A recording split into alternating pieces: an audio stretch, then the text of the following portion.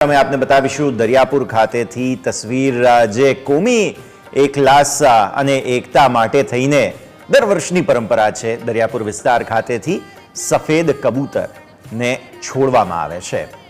આ એક એવું પર્વ છે કે જે માત્ર લોકો માટે એક જે કહેવાય આનંદનો ઉત્સાહનો જે પર્વ છે તે તો છે જ, પણ સાથે સાથે અમદાવાદમાં આ તસવીર પણ પરંપરા છે। આ પરંપરા અત્યારે ફિલહાલ ફરી એકવાર જાળવી રાખવામાં આવી રહી છે, તેની તસવીર આપ નિહાળી રહ્યા છો। શાંતિના દૂત તરીકે આ કબૂતરોને છોડવામાં આવતા હોય છે હવામાં, અને એ શાંતિનું પ્રતીક જે છે તે ખાસ બની રહે તે માટેની પણ આ તસવીર અમે તમને દર્શક મિત્રો સાથે બતાવી રહ્યા છીએ। તો ન્યૂઝ કેપિટલ ગુજરાત પર સમગ્ર દિવસભર દરમિયાન 147મી આ જે રથ યાત્રા છે અમદાવાદની, તેનું મહા કવરેજ અમે બતાવી રહ્યા છીએ। તેની એક વધુ એક વિશેષ આજની ઐતિહાસિક તસવીર આપના ટીવી સ્ક્રીન પર અત્યારે જોવા મળી રહી છે। ચંદ્રકાંતભાઈ, આપની પાસે આવીએ।